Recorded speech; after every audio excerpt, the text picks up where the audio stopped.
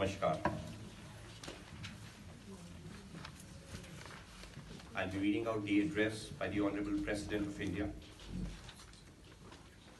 Dear fellow citizens, my greetings to all of you on the eve of our 70th Republic Day.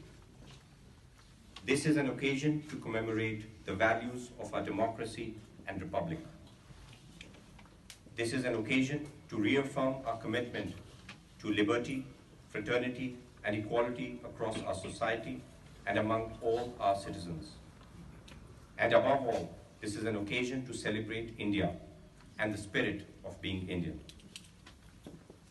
Every Republic Day is precious, and every day in the life of our republic is precious. Yet, this year is a little extra special. On October 2, we will mark the 150th birthday of Mahatma Gandhi, who led us and who inspired oppressed societies in Asia, Africa, and elsewhere to freedom from colonial rule. Gandhiji remains the moral compass of our republic.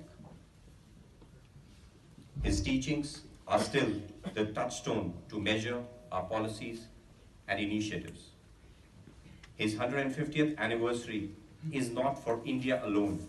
It is a joy to be shared with the world.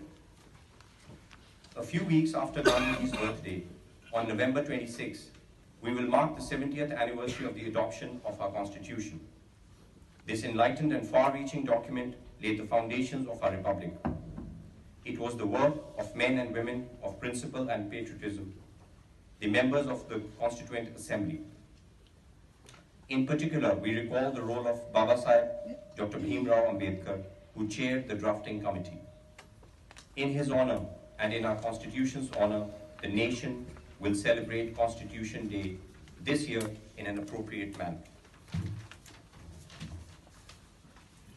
The values that shaped Indian independence and that continue to shape our republic, the values inculcated in our democracy and our Constitution, are also the values that uphold the supremacy of the people of India.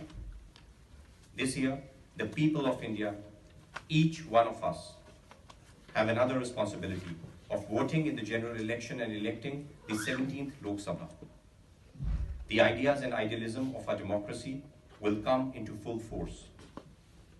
Once more, as we do every 5 years, voters will deliver their verdict and write their destiny. This year's election will be the first when voters born in the 21st century will contribute to electing a new Lok Sabha. An election is not just a political exercise. An election is a collective call to wisdom and a collective call to action. It represents a renewal and a recommitment to the goals and hopes of a shared and egalitarian society. It represents the diverse and yet singular urges of the people and the Republic of India. This makes the very act of voting a sacred act. Please perform this act. Who the voter chooses to vote for is up to him or her. I would only request all eligible voters to go out and vote. Our country is at a key juncture. In some respects, this is as critical and formative a period as the late 1940s and the early 1950s. Decisions and actions of today will shape the India of the remainder of the 21st century.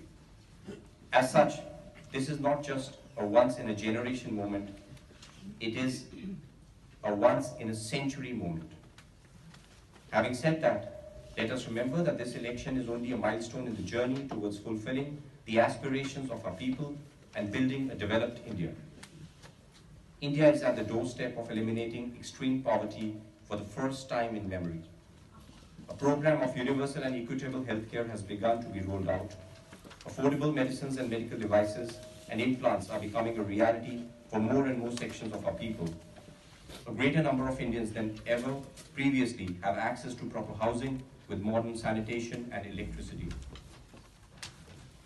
Connectivity in the form of ports and inland waterways, upgraded railways and new metro services, national highways and rural roads, cost-effective air services to the interiors of India, and of course, the surge in mobile phones and data access is bringing us together as never before. India has been united and integrated. Now it is being networked. Leapfrogging technologies and leapfrogging enlightenment are empowering our farmers and equipping our soldiers. They are enabling our traditionally deprived fellow citizens and educating our daughters and our sons. They are exciting the entrepreneurial energies and the infectious startup culture that has made our younger generation and our India the focus of world attention and admiration.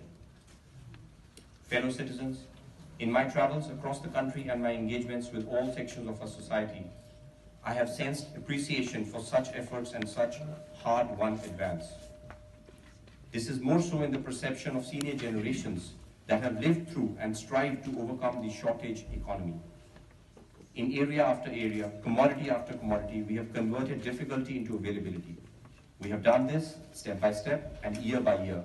And yet, whether in food grains or LPG cylinders, telephone connections, or even the ability to get a passport, change is apparent and change is visible. In many cases, technology has been a force multiplier. And in all cases, inclusiveness has been a moral multiplier. No conception of India's development can be complete